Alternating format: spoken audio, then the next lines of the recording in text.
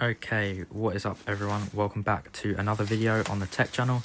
In this episode I bought two motherboards from eBay that were listed as e-waste for gold recovery. So the first one appears to be an AMD motherboard and the second one appears to be an Intel based motherboard.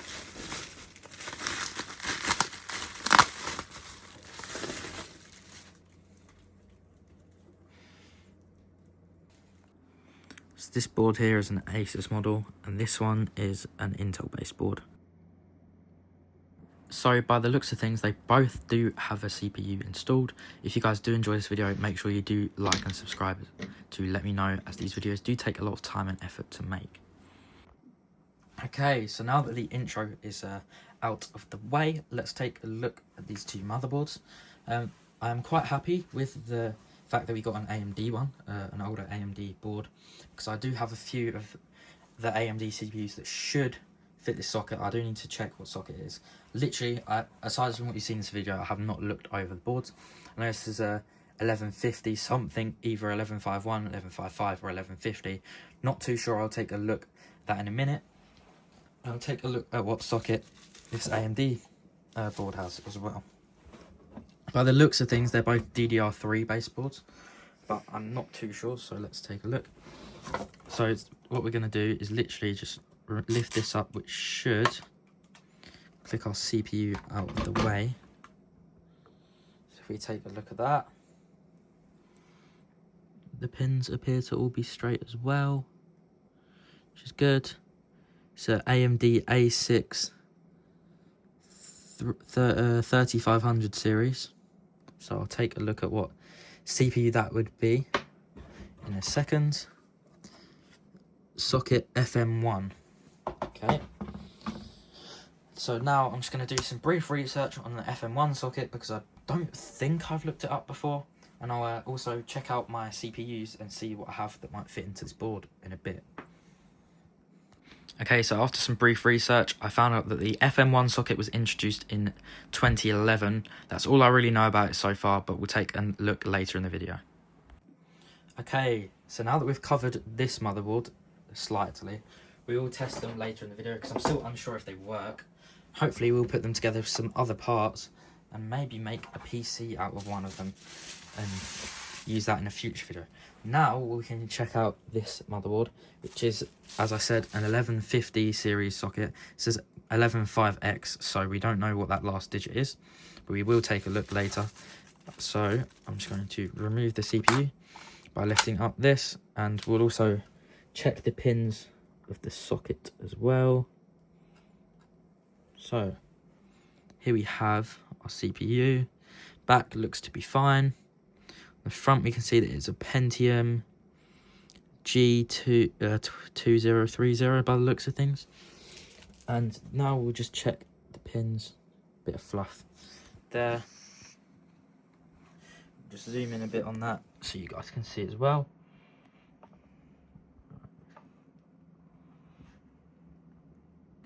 By the looks of things, the pins are all intact. So straight off the bat, I can't see anything that would kind of cause this motherboard to not work.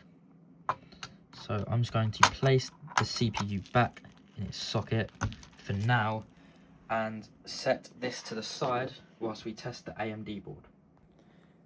Right, so before we test the AMD board, as you can see, it's very dusty and very dirty.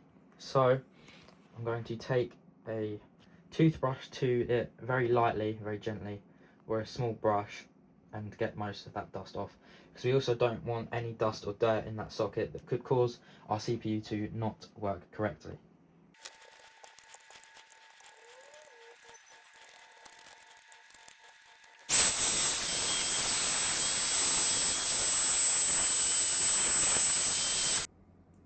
So don't get me wrong, it's by no means perfect, but as you can see, it's still a lot cleaner than it was before.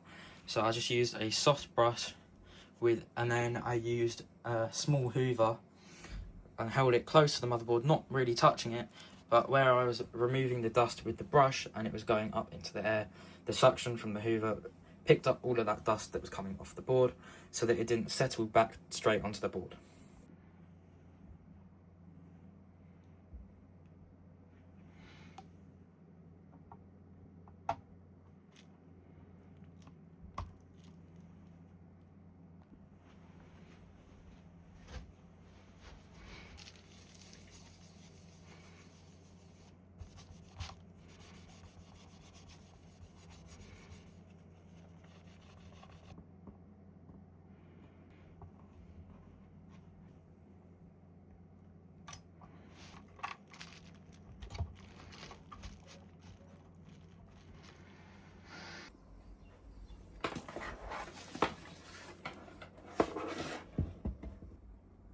Okay, so after some brief research on this motherboard, I found out that this can take up to 32 gigabytes of DDR3 up to the speed of 1600 megahertz with up to 8 gigabytes per slot. So what I'm going to do now is find as much RAM as I can and put them into the PC, plug it in with the power supply, and we can just see if it will boot. So I just found some RAM. This should, from what I remember, be an 8 gig, but it's covered with this fake heat shield. This one's an 8 gig, so that should already be 16 plus a 4 gig and another 4 gig, and these should all be, from what I recall, 1600 megahertz, so we should be running it at the highest speed as well. So let's install that into the motherboard and plug in the power supply.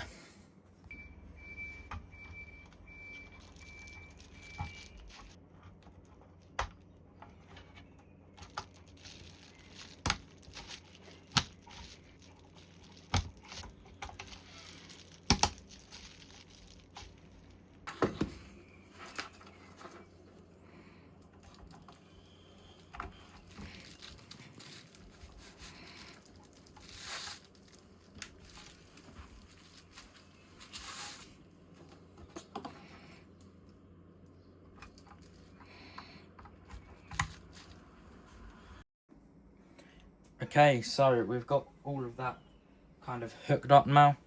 Now I'm just going to short the power pins on the motherboard and hopefully it should kind of power up to life.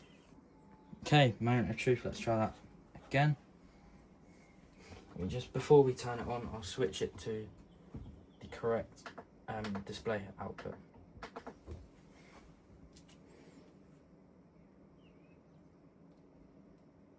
Okay, yeah, that's not wanting to do anything, which might be a RAM problem. So let's try it with a singular stick of RAM and see how that goes. I'm just going to check these one by one as they come out, just in case there's any shorting on the RAM sticks themselves, or to do with the slot. So let's power that on again, if I can find something to use.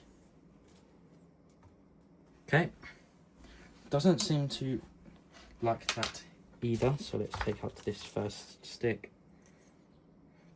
Let's just try one of the others. We'll try this slot.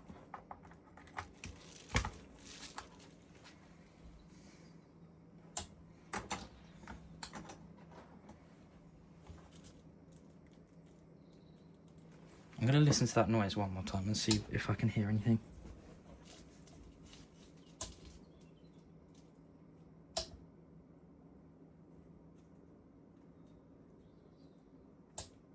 Let's listen.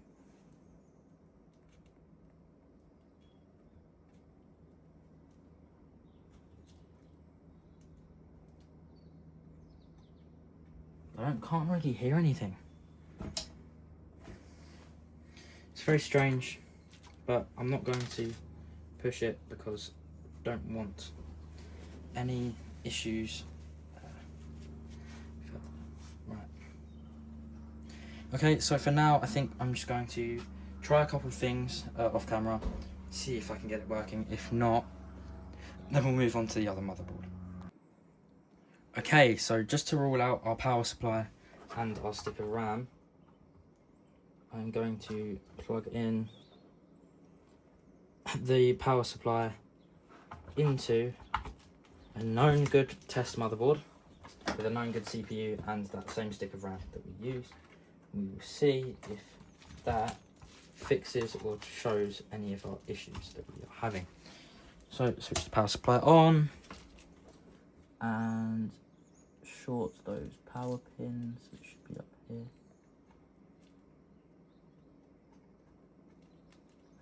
Power button. There we go. And hopefully, if I switch the source of the monitor to HDMI 1, then it should start showing a post on my screen. There we go. As you can see, it does in fact show the post, so we know that that stick of RAM, power supply is all good. It's either something to do with that motherboard, something to do with that CPU. So for now, we're going to put the AMD board on the shelf and we'll check out the Intel board. Okay, so here is our second board that we are going to test this episode. So the first thing I'm going to do is plug in this one stick of RAM that we know works. There we go. And put a CPU cooler on it.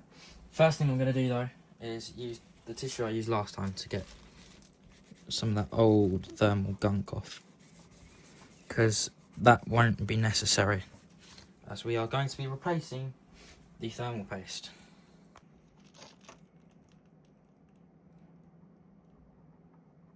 There we go.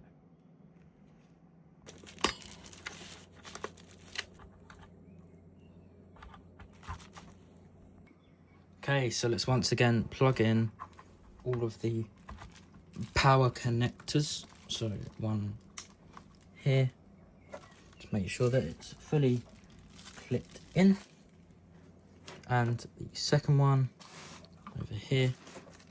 Now annoyingly, this motherboard does not have a HDMI, so I'm going to get a test graphics card that we can use that has HDMI, just to kind of speed up the process a bit. Okay, so here is a GT610 1GB graphics card. It's literally just a very low spec graphics card that we can use to get a display output to see if this motherboard functions as it should. It does not require any external power, which is good for us because the power supply that I am using to test is just a basic one with no external power output. So we just need to short the pins on the board, which are, there we go, that's that second one in. Only took ages. Oh, it's beeping at me. I just realised I haven't plugged the HDMI in either, so let's just quickly do that.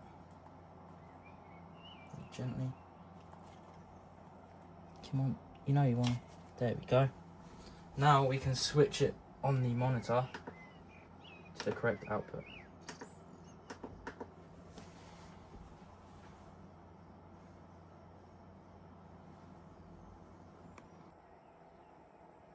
Okay, so as of yet, I've not got it to post. Now I think what I'm going to do is try one CPU in this motherboard potentially, and see if it works. And if not, that'll be the wrap for the video. And then might do part 2 if I manage to get something working. Okay, so I've done some testing, some further testing and some research, and 2 beeps means that the RAM is faulty. So I've tried lots of different RAM sticks, and I tried the one that I tested before. I tried a 4GB, a 2GB, and 8GB. That all are confirmed working, and I tried them also in both slots, and nothing managed to work. I even tried cleaning out the slot with the brush that I used, but so far nothing has really worked. So for now, I'm going to say that these 2 boards are kind of toast. I have not tried a new CPU yet, but I will do potentially in a later video. But if you guys did enjoy, please do let me know in the comments. I apologise that the video might not be as interesting since we didn't get anything to work, but that is the reality of buying potential faulty PC components and testing them. But I hope you may have found this video useful or just entertaining in general, and I'll see you guys in the next video.